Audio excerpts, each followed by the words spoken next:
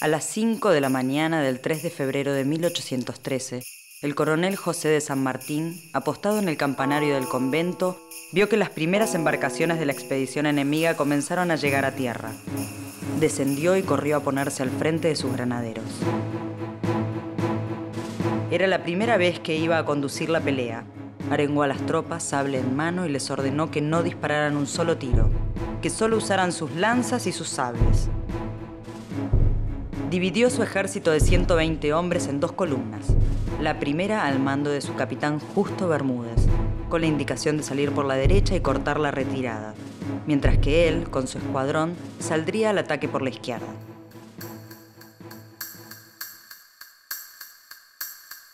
Mientras tanto, los españoles habían avanzado ya unos 200 metros, con un total de 250 hombres formados en 2 columnas paralelas. Traían 2 piezas de artillería. Por primera vez sonó el clarín de guerra de los granaderos a caballo y salieron los 2 escuadrones. Como San Martín tenía que recorrer menos distancia, fue el primero que chocó con el enemigo. Recibió a quemarropas una descarga de fusilería y un cañonazo de metralla mató a su caballo. Al caer a tierra, su pierna quedó atrapada debajo del animal. Un soldado español se disponía a atravesarlo con su bayoneta. ¿Qué hubiera pasado si San Martín moría en el combate de San Lorenzo? ¿Quién hubiera sido nuestro héroe máximo? ¿Acaso Simón Bolívar hubiéramos quedado incorporados a la Gran Colombia?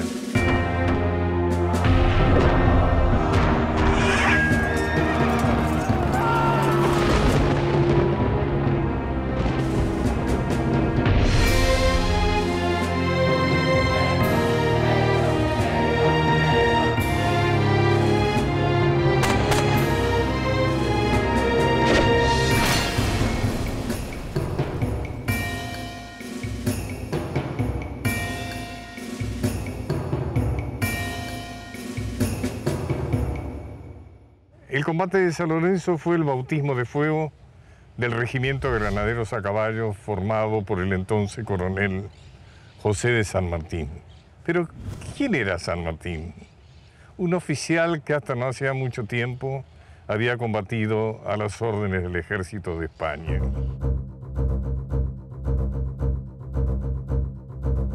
Él venía de protagonizar y de estudiar con precisión el modelo napoleónico de batalla y por lo tanto había convencido muy trabajosamente a la dirección política de Buenos Aires en relación a hacer un tipo de intervención militar usando tiempos largos, preparaciones rigurosas, entrenamiento disciplinario más cabal.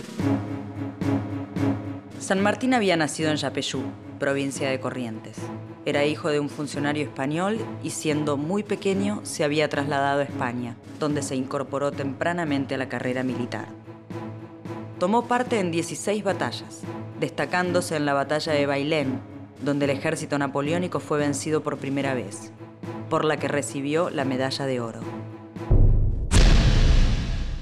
Decidido a comprometerse con la insurrección de las colonias americanas en contra de la metrópoli española, San Martín se embarca con otros militares americanos hacia el Río de la Plata. Pide licencia al ejército español, supuestamente para visitar a un familiar, pero bueno, lo que quiere hacer es ir a Londres y de Londres sí embarcarse para acá, ya con contactos muy claros de quién tenía que ver en Buenos Aires. Llega a Buenos Aires el 9 de marzo de 1812 en la fragata inglesa George Canning.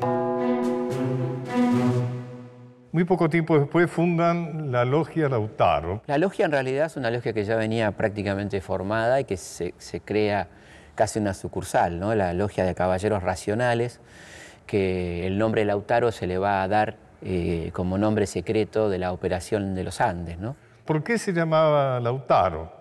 Porque este fue un cacique araucano que combatió con extraordinaria bravura e inteligencia contra los conquistadores hispánicos. ¿Cuál era el lema de la logia? Combatir con orden y sistema por la independencia americana y su felicidad.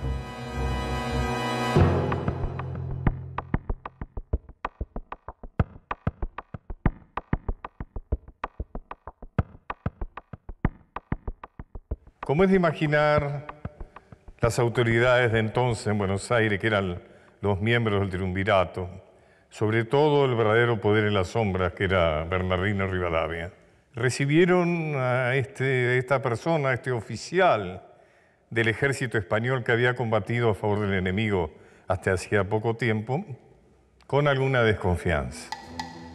Pero no se trataba de desperdiciar la experiencia que él tenía, y entonces se le encargó formar un regimiento de acuerdo a los criterios castrenses más eficaces y más modernos de la época. San Martín se abocó a esa tarea y decidió hacer un ejército nacional, no porteño. Y entonces se escribió a los gobernadores de las provincias para que aportaran hombres de confianza y de coraje. Y fueron 300 los primeros seleccionados para formar granaderos, entre ellos un gaucho puntano, Juan Bautista Baigorria, y un esclavo o hijo de esclavo correntino que fue también otro Juan Bautista Cabral. ¿Pero qué estaba pasando en Buenos Aires para necesitar una nueva fuerza militar? El gobernador de Montevideo, Francisco Javier de Elío, no se plegó a la Revolución de Mayo y, por el contrario, se convirtió en la base de la reacción española.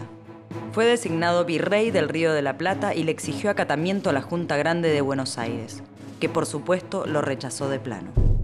Para someter al nuevo virrey se envió una fuerza comandada por el caudillo oriental José Gervasio de Artigas, quien con la colaboración del coronel porteño José Rondó derrotó a las fuerzas españolas, a las fuerzas realistas. Las fuerzas victoriosas avanzaron sobre Montevideo y le pusieron sitio por tierra, aunque no pudieron cercarla por agua. Era entonces cuando embarcaciones artilladas al servicio del rey atacaban a las poblaciones en los márgenes de los ríos Uruguay y Paraná, saqueando a sus habitantes y robando los cultivos y el ganado. Por fin, el triunvirato, que como hemos dicho era la autoridad en Buenos Aires, decidió poner fin a las incursiones enemigas en las costas del río Paraná. La gente de la Armada que enfrenta a San Martín en San Lorenzo era gente proveniente de Montevideo, que era la colonia rebelde que no obedecía al Virreinato de Buenos Aires, ¿sí? Que eran oficiales españoles que hacía rato que estaban en Montevideo, en la banda oriental, y que se dedicaban permanentemente a atacar las costas del Paraná. Y un poco la orden que se le da primero a Belgrano y luego a San Martín es frenar el avance permanente de saqueos, de robos y de posible toma de cabeza de puente, de playa, por parte de los españoles. Así que esa gente no era gente que viniera en ese momento de España, sino que ya estaba como oficiales españoles y algunos oficiales americanos que estaban a la orden de España desde lo que era la banda oriental, ¿no es cierto? Había llegado el momento de la acción para San Martín y sus granaderos. Hacia allá partió con 125 de sus hombres en dirección al convento de San Carlos de Borromeo. Eran las 5 de la mañana del 3 de febrero de 1813, cuando subido al campanario y a través de su catalejo, San Martín observó que las columnas de infantería realistas comenzaban a trepar las empinadas barrancas. ¡Soldados! Ha llegado la hora de enseñarles a los maturrangos que nadie va a venir a decirnos cómo hemos de gobernarlos. Los enemigos, en número de 250 y con 2 cañones, avanzaban hacia el convento con la intención de saquearlo y lo hacían como dice la canción, al paso redoblado y al viento desplegado su rojo pabellón. ¡A de huello!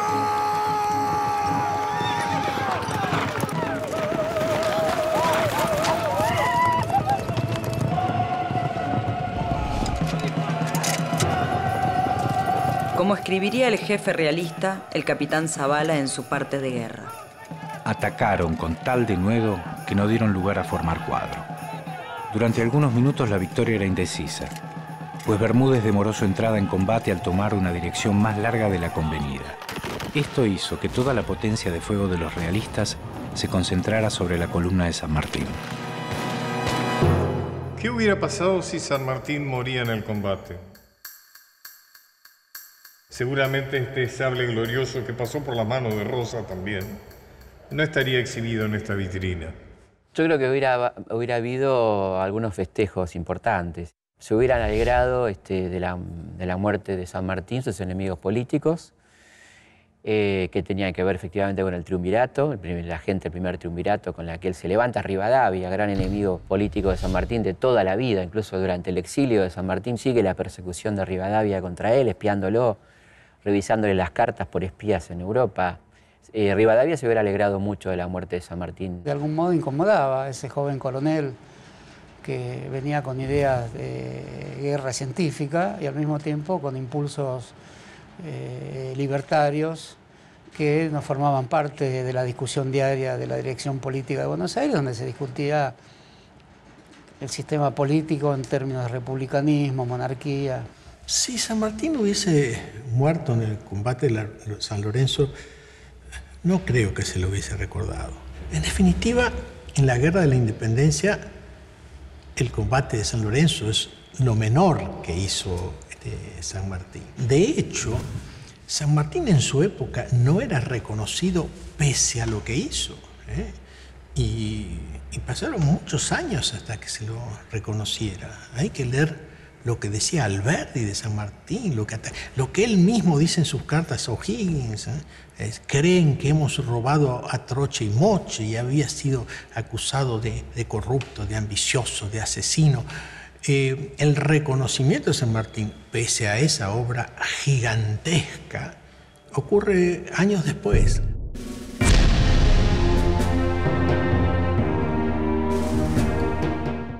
El combate estaba en su momento más crítico. San Martín, aprisionado bajo el peso de su caballo muerto. Sus enemigos vieron la oportunidad y se abalanzaron sobre él para matarlo y así definir la suerte del combate. Pero sus bravos granaderos se arremolinaron alrededor suyo para defenderlo. Uno de ellos, el soldado Baigorria, atravesó con su lanza a uno de los realistas que estaba a punto de rematar a su jefe, mientras que otro, el soldado Cabral, forcejeó con el caballo muerto hasta lograr que San Martín pudiera zafarse, a costa de recibir 2 profundos bayonetazos en la espalda. La acción finalmente se definió a favor de las fuerzas patriotas y los realistas no reincidieron en sus incursiones en las costas argentinas. En la lista de muertos en combate figuró el capitán Bermúdez, de quien se dijo que, perturbado por su error, se arrancó las vendas para dejarse morir. También el soldado Cabral, ascendido a sargento post-mortem, quien, como lo asentaría San Martín en su parte, murió horas después asistido en el convento, diciendo la famosa frase: muero contento, hemos batido al enemigo. Yo creo que el combate de San Lorenzo consolida absolutamente la imagen de San Martín, lo confirma como un hombre de una capacidad militar extraordinaria y confirma a la vez sus aptitudes políticas. Lo pone a San Martín en una situación política muy expectable, en un momento muy interesante de la política argentina, cuando se está abriendo, ahí nomás, la Asamblea del año 13, y cuando la política empieza a tallar fuerte. O sea que San Martín aparece como un político y un militar muy expectable, como un tipo muy representativo, muy interesante. Esa batalla significó para San Martín, que era un joven militar, significó una notoriedad que le permitió finalmente generar un conjunto de relaciones políticas y de fuerzas sociales que durante bastante tiempo en Mendoza le dieron la gobernación de Mendoza y al mismo tiempo la posibilidad de preparar un ejército con bandera propia, con una hipótesis que fue saludada en el siglo XIX como una de las máximas hazañas militares, que es el cruce de los Andes. El combate de San Lorenzo fue la demostración del coraje y el patriotismo con que lucharon aquellos primeros granaderos, los que después de algún tiempo llevaron adelante la extraordinaria hazaña del cruce de los Andes, cuando llevaron a la gloria esta bandera. ¿Qué hubiera pasado si San Martín hubiera muerto en el combate? ¿Se hubiera producido el cruce de los Andes? ¿Hubiéramos sido capaces de vencer a los ejércitos del rey y asegurar nuestra independencia? El cruce de los Andes, no sé si se habría producido. Eso era un plan concebido, ya concebido por los ingleses, ¿no? Está el plan de Thomas Maitland presentado al gobierno de William Pitt el Joven en 1800. Ese plan, él toma contacto estando en Londres y lo hace propio con una gran diferencia. El plan de los ingleses era un plan de conquista, el plan de San Martín es un plan de liberación. Como bien dice Rodolfo Terráneo en su libro El Plan Maitland, el conocimiento y la puesta en práctica del Plan Maitland no implica que San Martín sea un agente inglés ni nada por el estilo, sino que San Martín usa esa información para llevar adelante una operación continental que además había que hacerla, ¿no? Porque una cosa es tomar conocimiento de un plan y otra cosa es hacer algo como cruzar los Andes, ¿no? Yo estoy convencido que San Martín vino con la decisión de hacer el plan continental, que no fue, como se dice, algo que improvisó cuando fue al norte y vio la imposibilidad de llegar por el Alto Perú a Lima. Yo creo que él tenía muy claro que había que llegar por mar. Y no sé si eso hubiese sido compartido por otros. Por cierto, no era compartido por el poder político de Buenos Aires. Es muy difícil pensar en el cruce de los Andes sin San Martín, ¿no? Si bien hay elementos muy interesantes que hablan de que se podía haber llevado a cabo por la forma de liderazgo de San Martín, pero eso tiene que ver con San Martín también, ¿no? Porque de hecho las 4 o 5 columnas que cruzan los Andes, cada una sabe lo que tiene que hacer con su conducción autónoma, con cada uno de sus líderes. La distancia entre la primera columna de La Rioja y la última columna de Malargüe, cerca de donde hoy están Las Leñas, es de 1000 kilómetros entre la primera y la última, 1000 kilómetros. Y cada uno sabe qué tiene que hacer, porque San Martín tiene un liderazgo horizontal donde da indicaciones y cada uno con autonomía, pero con las claras órdenes de su jefe, cruza y se encuentran con horas de diferencia del otro lado de la cordillera, algo realmente nunca visto en la historia universal, ¿no? Así que es difícil pensar en un reemplazo, pero lo que es cierto es que si San Martín hubiera muerto el día que partían las tropas al cruce, el cruce se hacía igual. De haber muerto San Martín en el combate, ¿cuánto se hubiera demorado la gesta libertadora? Hay que tener en cuenta que el proceso de independencia se da cuando Fernando VII queda cautivo y Napoleón domina toda la península. A partir de que Napoleón es expulsado de la península y Fernando VII se vuelve a poner la corona, se convierte en un rey absolutista y tiene el apoyo de la Santa Alianza, de Austria, Prusia, Rusia y en cierta manera también de Francia, de sus primos borbones. Estos países no estaban reconocidos por ninguna nación de la tierra. Eran países que no existían para el resto del mundo. Era muy fácil para los españoles, con el apoyo de la Santa Alianza, retomar Perú, donde por otra parte había un ejército muy importante. Siempre es difícil pensar qué hubiera pasado si San Martín no hubiera estado en la gesta independentista, porque es una figura predominante, es una figura que hacía falta, ¿no? Es decir, muchos biógrafos y muchos autores de memorias de aquel momento dicen que estaba el pueblo preparado, pero faltaba un conductor. Una de las posibilidades era que Bolívar llegara hasta aquí y sea el libertador. Era difícil porque la verdad que las cosas se dan un poco al revés. Bolívar estaba derrotado en el momento que se reúne, por ejemplo, el Congreso de Tucumán, ¿no? Está empezando a rearmar su tropa, está en el exilio. Teníamos, por suerte, en el norte la presencia de Güemes, ¿no? Que frenaba a los ejércitos realistas, 9 invasiones españolas frenadas por este hombre y su pueblo, los infernales de Güemes. Pero esperar hasta el 20 o el 18 que lleguen las tropas bolivarianas hubiera sido muy complicado seguramente. De haber venido un ejército español a recuperar Perú, que era el centro del poder hispano, habría sido muy difícil conservar la independencia de los otros estados. Por eso, tanto San Martín como Bolívar sabían que la obra tenía que culminar en Perú. Y el que comienza esa obra es San Martín, la culmina, la termina Bolívar, pero en definitiva los dos fueron artífices de ese proceso que impidió que España retomara el centro de su imperio y por lo tanto gran parte de su imperio. ¿Quién hubiera reemplazado en los homenajes de avenidas, monumentos, calles, Lavalle, Alvear, Lacer o quizás Bolívar, Artigas. San Martín no hace falta reemplazarlo porque no fue el héroe máximo de nuestra patria durante bastante tiempo. Muy aventurado decir quién había sido el padre de la patria, porque aún a fines del siglo XIX no estaba claro quién había sido. Había dentro de la oficialidad de San Martín gente muy preparada, muy capaz, como Arenales, como Las Heras, pero seguramente sin la capacidad de conducción y sin el plan político-militar que tenía San Martín. Así que yo creo que eso es lo que hace la diferencia. La idea de que Bolívar podría haber liberado el Perú si previamente no hubiese existido San Martín, o la idea de que Bolívar podía descender a Chile, Argentina, a mí me parece una idea excesiva. Alvear tenía todo para ser el gran hombre político militar de la Argentina, ¿no? Era de una familia de las más ricas y notables.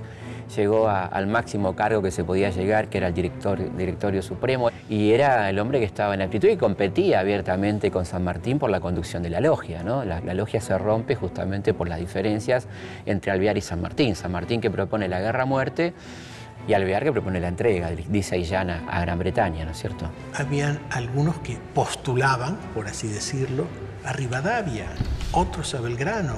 Yo creo que hasta después de la aparición de la historia del Libertador, de Bartolomé Mitre, y la reivindicación de aquellos gobiernos de origen militar, como el de Roca, que valoran sobre todo al héroe que llevó adelante una campaña militar tan grandiosa y tan exitosa, es que San Martín empieza a ser reconocido como el padre de la patria, y me parece que también influyó en el siglo XX el año del Libertador General San Martín, 1850, cuando se hace toda una exaltación de la figura.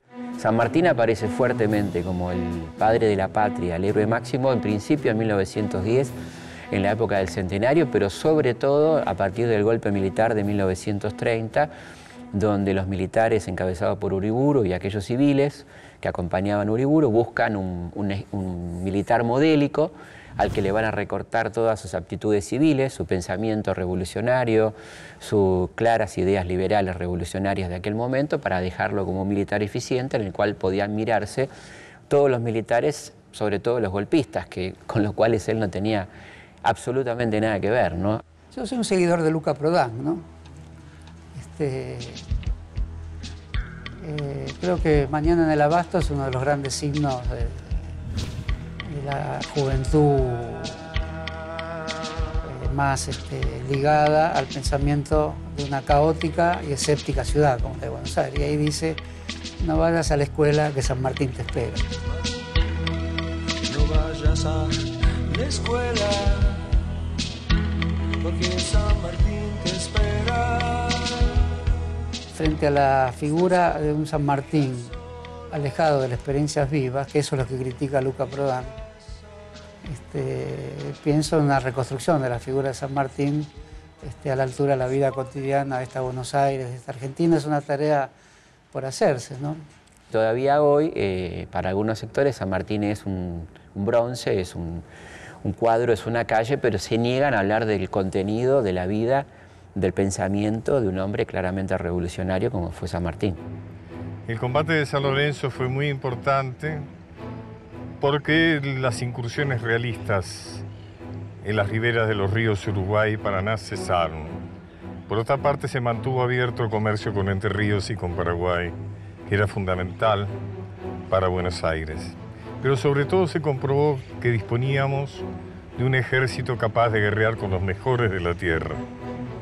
Y más aún, con un jefe con unas condiciones profesionales y personales que lo hacían apto para guiar a nuestra patria a su independencia y a su libertad.